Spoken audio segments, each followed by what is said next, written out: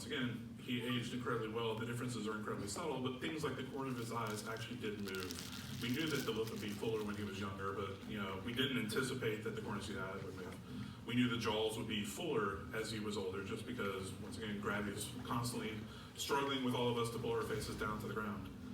But all this is important because this is what it takes to sort of figure it out. The other thing just to say about this entire process, you can never assume that you understand it.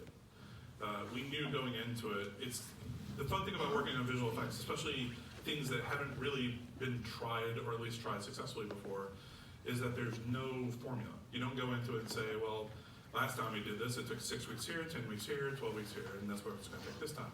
You basically say, well, it's hard, it's gonna take about a year, and we'll just have a lot of people work on it.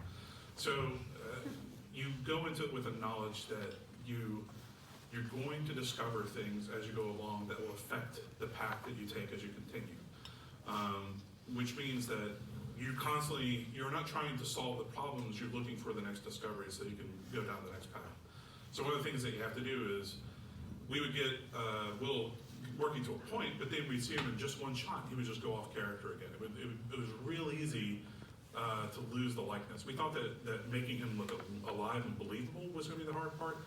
Likeness was by far, by a factor of 10 harder. If he blinked wrong, if he looked wrong, if any shape was ever so slightly wrong, it looked like Will Smith's cousin, not Will Smith. So what you end up doing is you do lineups. You constantly we did about 12 of these lineups over the course of the show, and when I say 12, I mean 12 80-frame lineups. And every time we did them, we would look for that area, see what was wrong about that area. We would identify that the forehead was too large, or the cheek shape was just not quite right. So you look for more pictures in all of his old films where he just happened to be at the right angle to see the shape, and then you try to fix it. So the next thing we did was we also wrote a new set of technology for generating the facial structure of the skin. So in this case, I'm talking about the pores. So we start with our high resolution model. We basically remesh it so it's a much higher resolution. So we end up with a 3 million polygon mesh. And then the only thing we add to this mesh is the wrinkles around the eyes, which are very, very characteristic. So we don't try to synthesize those because, once again, likeness is very hard to hold on to. We don't want to make it harder for no reason.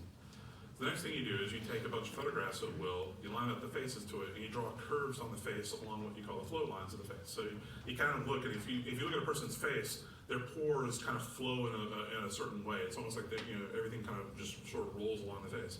You draw all these little curves kind of following the flow lines along the face, and then every vertex can look at the curve and say, it looks at the nearest two curves and says, all right, that one has a vector like this one has a vector like this, so my vector must be like this. And also the direction that you draw the curve is important because it dictates the direction of flow.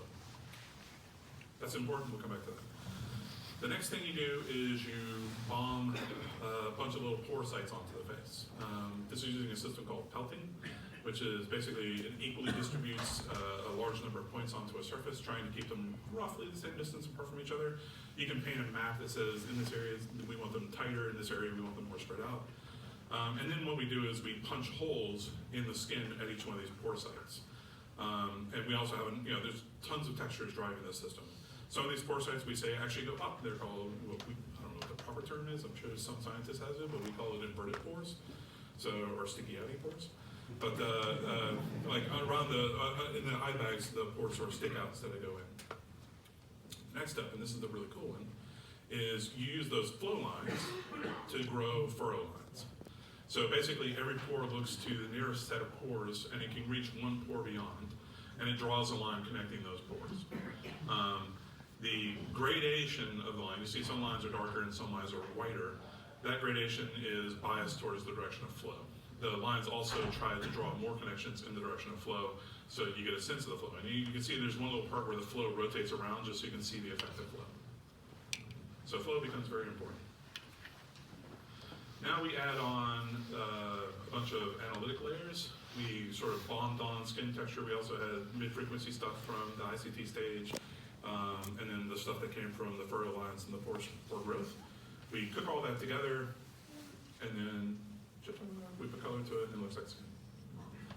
The advantage of this system is, let's not forget that we actually have this as a high resolution model. So now we can take that 3 million polygon mesh and turn it into a 9 million tetrahedral volume, and we can simulate it. So what that means is that we now have the ability, as his face moves naturally in animation, the pores collapse, once again, biased by flow, because flow dictates basically the grain of the face, so that in certain ways the pores don't want to collapse, but in other directions they do want to collapse. And it's what creates the micro wrinkles on our face.